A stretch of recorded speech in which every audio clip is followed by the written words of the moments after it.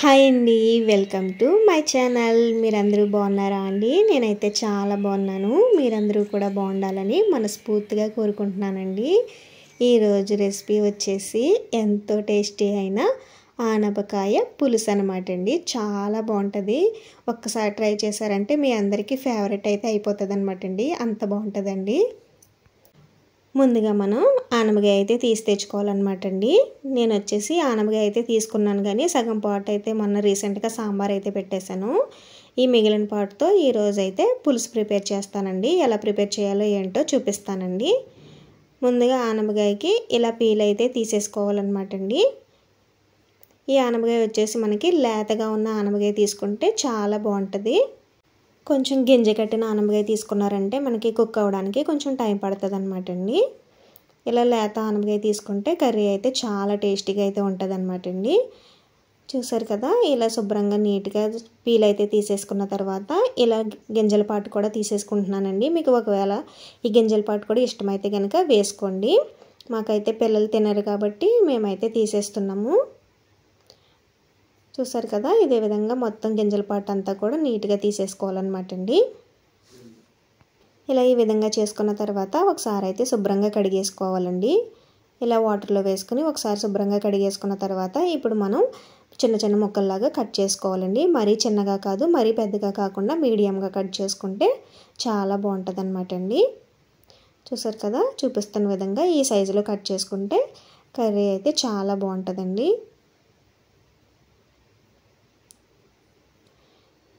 ఇదే విధంగా అన్ని ఆనపకాయ ముక్కలను కూడా ఇలాగే కట్ చేసేసుకుందామండి. ఈ విధంగా కట్ చేసిన తర్వాత పక్కన పెట్టేసుకోండి. ఇప్పుడు మిగిలిన ప్రాసెస్ అయితే చూద్దాము. ముందుగా ఒక బౌల్ అయితే తీసుకుని ఇప్పుడు ఇందులోకి చింతపండు అయితే నానబెట్టుకోవాలి. చింతపండు వచ్చేసి ఒక నిమ్మకాయ సైజ్ అయితే సరిపోతుంది అనమాట అండి. మరీ పుల్లగా ఉన్నా బాగోదు, మరీ చప్పగా ఉన్నా బాగోదు. మీడియంగా వేసుకుంటే చాలా బాగుంటుంది కర్రీ టేస్ట్ అయితే.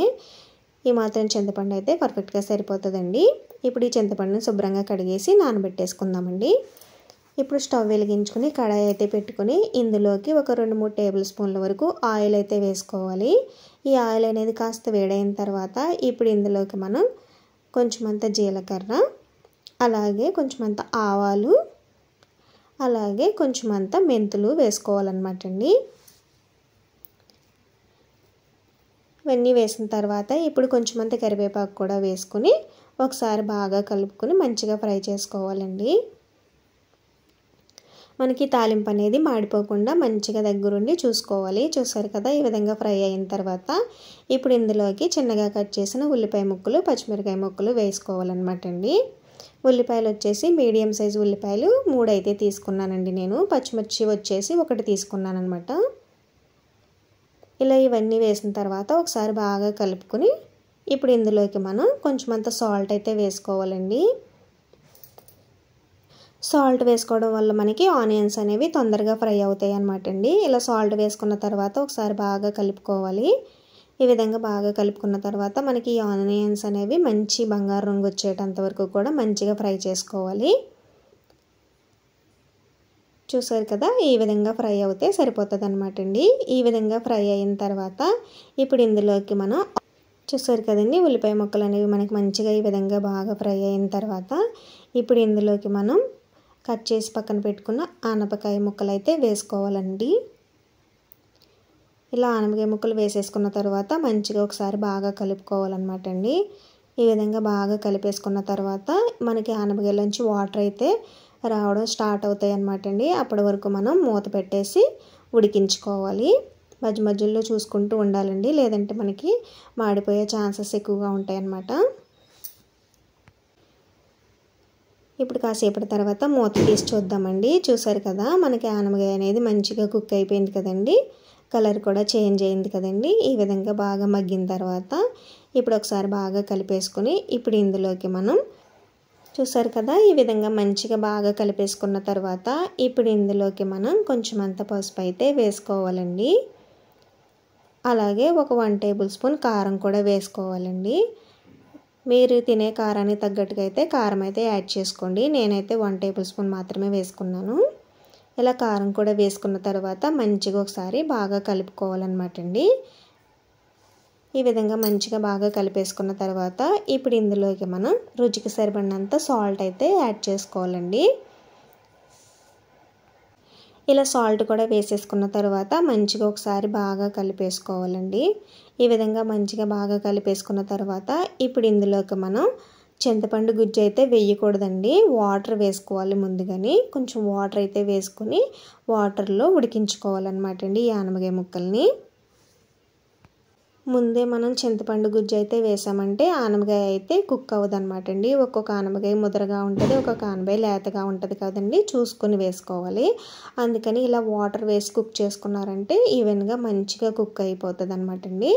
చూసారు కదా, ఈ మాత్రం వాటర్ అయితే వేసుకొని మనం కాసేపు మూత పెట్టేసి ఉడికించుకుందామండి.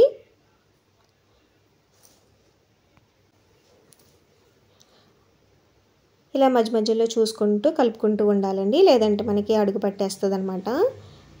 మనకి చూసారు కదా, వాటర్ అంతా కూడా కొంచెం దగ్గరికి అయిపోయింది కదండి. ఈ విధంగా దగ్గరికి అయిన తర్వాత ఒకసారి ఆనపకాయ ముక్క ఉడికిందో లేదో ఒకసారి చెక్ చేసుకోవాలండి. చూసారు కదా, ఇలా గరిటతో మనం కట్ చేస్తే ఈజీగా కట్ అయిపోతే మనకి ఆనపకాయ అనేది మంచిగా కుక్ అయిపోయిందని అర్థం అనమాట అండి. ఈ విధంగా బాగా మంచిగా కుక్ అయిపోయిన తర్వాత ఇప్పుడు ఇందులోకి మనము చింతపండు నానబెట్టి పెట్టుకున్నాం కదండి, ఆ గుజ్జును ఇప్పుడు యాడ్ చేసుకోవాలన్నమాట అండి. మనం చింతపండు గుజ్జు ముందే వేయడం వల్ల మనకి ఆనపకాయ అనేది ఉడకదనమాట అండి. ఇప్పుడు లేతకాయ తీసుకున్న వల్ల తొందరగానే కుక్ అయిపోద్ది. ఒకవేళ మీకు గింజ కట్టిన ఆనపకాయ కనుక తీసుకుంటే ఈ ప్రాసెస్లో కనుక ఫాలో అయ్యారంటే ఆనపకాయ ఈజీగా ఉడికి చాలా టేస్టీగా ఉంటుంది అనమాట అండి. చూసారు కదా, ఇలా చింతపండు గుజ్జు అయితే వేసుకున్న తర్వాత ఇప్పుడు ఇందులోకి మనం ఈ పులుపుని అడ్జస్ట్ చేసుకోవడం కోసం కొంచెం అంత వాటర్ అయితే వేసుకోవాలండి.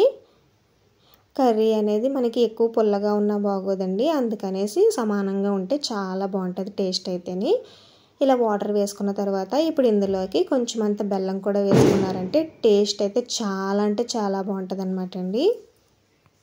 ఇవన్నీ వేసిన తర్వాత మంచిగా ఒకసారి బాగా కలిపేసుకుని ఇప్పుడు మూత పెట్టేసి మనకి దగ్గరికి అయ్యేటంత వరకు కూడా మంచిగా ఉడికించుకోవాలన్నమాట అండి. చూసారు కదా, మనకి కర్రీ అనేది చిక్కగా అయ్యి ఆయిల్ అనేది పైకి తేరడం స్టార్ట్ అయింది కదండి. ఈ విధంగా కుక్ అయిన తర్వాత స్టవ్ ఆఫ్ చేసేసుకుని మంచిగా సర్వ్ చేసుకోవడం అనమాట అండి. ఎంతో బాగుంటుంది అనమాట అండి.